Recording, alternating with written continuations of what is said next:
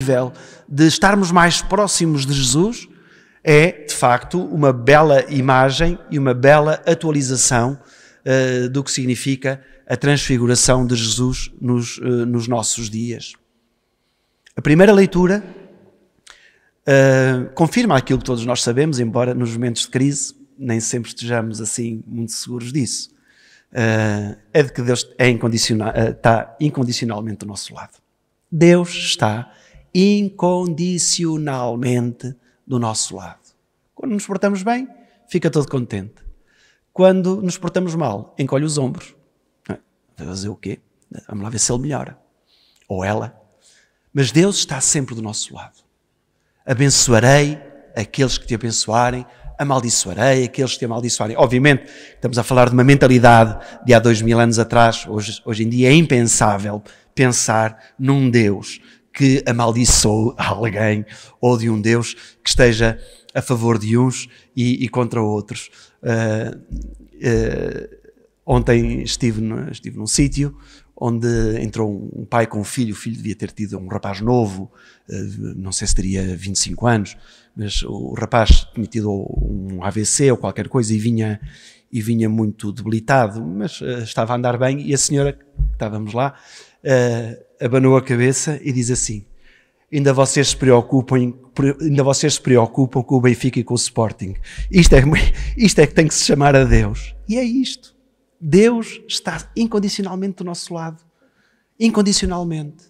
Mesmo quando a gente se sente feridos, mesmo quando nós nos sentimos tão bem, mesmo quando nós começamos a fazer perguntas existenciais ou outras, não duvidar nunca de que Deus nos abençoa, de que Deus está incondicionalmente do nosso lado. Teríamos aqui, como expressão máxima desta ideia, a parábola do filho pródigo, em que o filho pródigo, depois de se ter não portado mal, mas muito mal, o pai não o castiga, o pai não o abandona, o pai não o deserda, o pai abraça. Então, o que nós escutamos hoje na primeira leitura desta promessa que Deus faz a Abraão, diz-nos uma coisa muito simples. Se nós andarmos nos caminhos de Deus, se nós andarmos a escutar aquilo que Deus nos quer dizer, nós seremos sempre abençoados e sentiremos sempre a presença de Jesus na nossa vida, mesmo quando às vezes nos possamos sentir abandonados. Leiam em casa, trabalho de casa, leiam em casa ou releiam Pegadas na Areia. Pegadas na Areia. Em que no final o Senhor, eu reparei que ao longo da minha vida estiveste sempre ao meu lado, mas nos momentos difíceis não vi as tuas pegadas, só vi um par de pegadas. Onde é que tu estavas? Resposta de Deus: nesses momentos eu peguei-te ao colo. E é isto. Nunca duvidar disto, nunca. Porque quando duvidamos disto, ficamos mais fracos, ficamos não tão iluminados e não sentimos este amor incondicional de Deus. Voltemos então para a transfiguração do Senhor. A transfiguração do Senhor, historicamente e teologicamente está explicada, sabe-se porque é que isto aconteceu. Valia a pena, a semana passada falei disso na homilia, não por causa disto, mas se lembram, a semana passada, quando falamos do diabo e de Satanás, eu disse que não era uma pessoa e que o próprio Jesus a São Pedro lhe tinha dito: afasta-te de mim, Satanás, porque só queres ver as coisas dos homens e não queres ver as coisas de Deus. Ora, este episódio, esta discussão de Jesus com Pedro aconteceu 6 dias antes disto. Portanto, 6 dias antes da transfiguração de Jesus, Jesus diz aos discípulos que vai haver aqui um final feliz, mas que vai passar por dificuldades. O Filho do Homem vai subir a Jerusalém, vai ser entregue nas mãos dos maus, vai sofrer, vai ser morto e há de ressuscitar. Obviamente que os discípulos não estavam preparados para a ideia da ressurreição e para a ideia do sofrimento, também não queriam ir muito por aí. E Pedro diz-lhes: então, se é assim, é melhor não irmos para lá. E é aqui que Jesus diz: afasta-te de mim, Satanás, porque estás a ver as coisas dos homens e não estás a ver os planos de Deus. 6 dias depois, no 7º dia, Jesus pega em 3. Pedro, Tiago e João. Pega em 3. E é com esses 3 que sobe ao monte. Podia pegar nos 12, podia pegar em 70, podia pegar em 1000, podia dizer, venham todos os que houverem. Não, Jesus fixa-se nestes 3. São os grandes amigos de Jesus. Isto já nos devia fazer perguntar quem é que anda à nossa volta? Quem é que nos andamos a rodear? Impressiona estas histórias das redes sociais, as amizades que se constroem de pessoas que não se conhecem, mas são amigos, não é? E os likes e estas coisas todas. Será que nós andamos bem rodeados? Será que as pessoas que nós escolhemos para viverem os momentos fortes connosco são estas pessoas com quem nós podemos sempre contar? Porque não é por acaso que é Pedro, Tiago e João. Imaginem se fosse o Tomé. O Tomé que não acreditava em nada. Sim, algum dia vai aqui acontecer alguma coisa. Não vai acontecer nada. Imaginemos que era o Judas. Entradas, vamos tudo apagar, que é para verem o show. Jesus sabia. Conhecia cada um deles. E pega nestes 3, os da sua confiança, os da sua intimidade, para se revelar a eles. E aqui, neste mistério da transfiguração, Jesus aponta para a Páscoa. É isto que vai acontecer no dia de Páscoa. A luz que não tem fim, a luz que não se apaga, vai ficar simbolizada no Círio Pascal. O que é que isto tem a ver connosco hoje? E o Papa Francisco, creio que aqui veio dar também alguma luz. É que nós vivemos numa igreja, e como também já temos dito, a igreja é feita de pecadores. Não é feita de santos, é feita de pecadores. Todos nós temos um passado, nenhum de nós tem a ficha imaculada que possa dizer que não tem uma falha na igreja e a partir da igreja. E nós percebemos que na igreja, sempre, desde o início, na igreja houve sempre o trigo e o joio, o bom e o mau, sempre. A gente vai ao livro dos Atos dos Apóstolos, uma comunidade ideal, tudo fantástico, partilhavam, tudo, punham tudo comum, o dinheiro aos pés dos apóstolos, mas depois um casal já esconde algum dinheiro para eles, já vamos lá com calma, isto não é para dar mesmo tudo. Portanto, nós vivemos numa igreja e atualmente, obviamente, mais desfigurada do que transfigurada. A igreja neste momento está mais desfigurada do que transfigurada. Não é pôr drama no que estamos a viver, porque podemos relativizar a dizer, mas a Inquisição foi muito pior do que estamos agora a viver. Não, mas então aquilo na Idade Medieval, em que aquilo era uma promiscuidade, aquilo é que era mau. Não é. Sempre foi assim. A igreja, e tem que aprender a conviver com o trigo e com o joio. Porque é assim a nossa natureza. Temos gente muito boa e muito santa. Temos gente que se esforça por ser santo, mas às vezes não está na mesma onda. É-lhe difícil entrar por ali. Ainda não percebeu bem, ainda não escutou bem Deus, como nós ouvíamos hoje no Evangelho. Mas o desafio é não nos embrulharmos na desfiguração, mas esforçarmos-nos sempre pela transfiguração. Cada um de nós, em cada um de nós, deve brilhar a luz de Cristo e não as trevas do mal. Em cada um de nós. E nós temos visto, ao longo da história da Igreja, homens e mulheres extraordinários que se esforçaram por transfigurar a Igreja, apesar das muitas desfigurações que outros, na mesma Igreja, iam implantando. Temos o exemplo claro, notório, brilhante de São Francisco e São Domingos.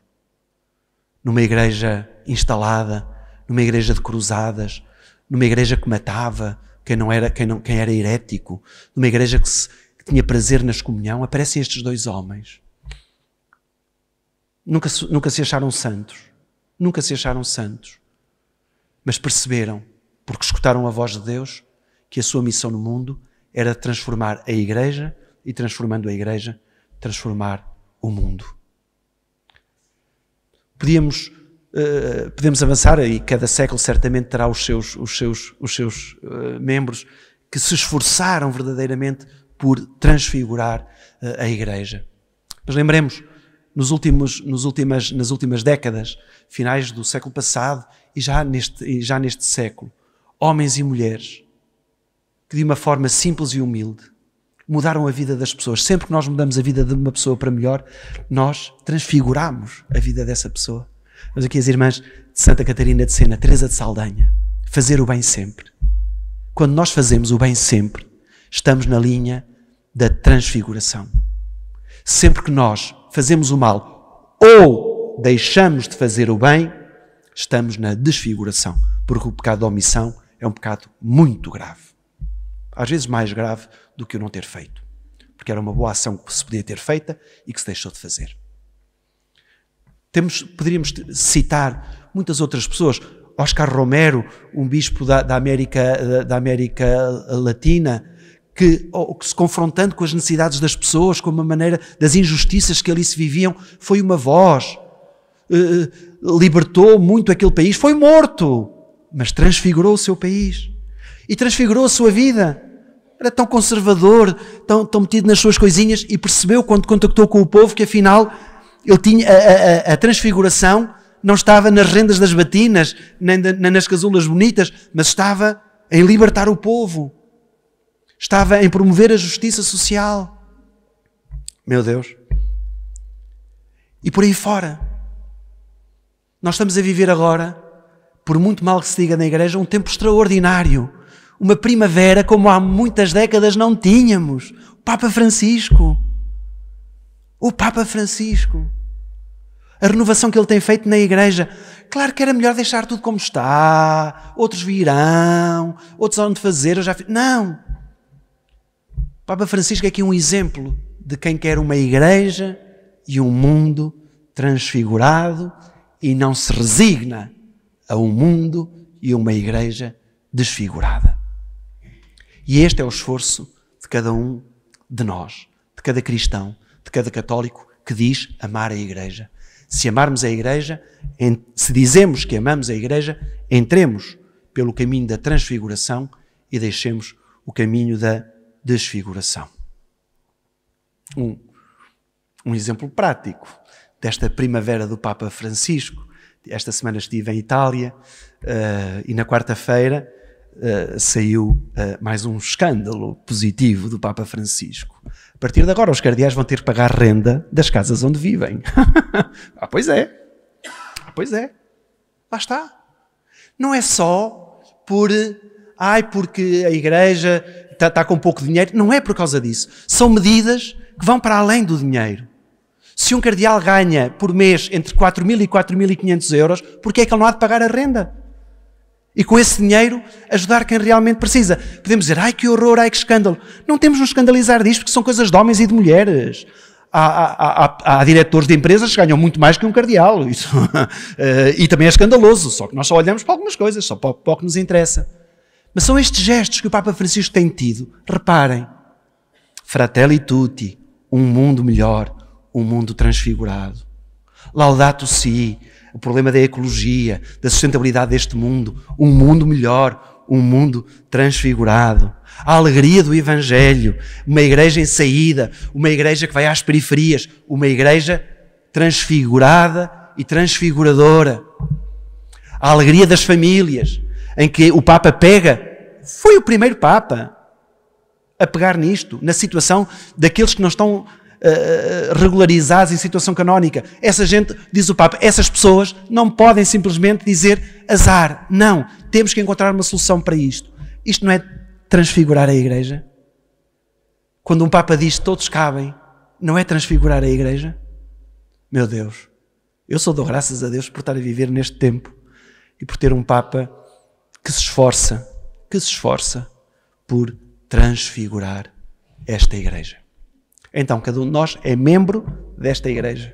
E saímos aqui hoje todos com o compromisso, não só de rezarmos pelo Papa, para que ele continue a ter forças, embora ele já tenha dito várias vezes que a igreja não se governa com os pés, mas com a cabeça. Portanto, o cadeira de rodas não vai ser motivo para ele abdicar. Temos que rezar pelo Papa, até porque esta quaresma nós temos esta intenção especial de o ajudar, mas, sobretudo, pedirmos a Deus a transfiguração interior de cada um de nós. A sério.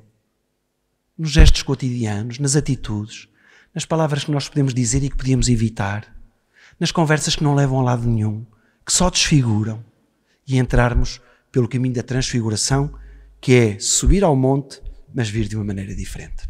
Que assim seja.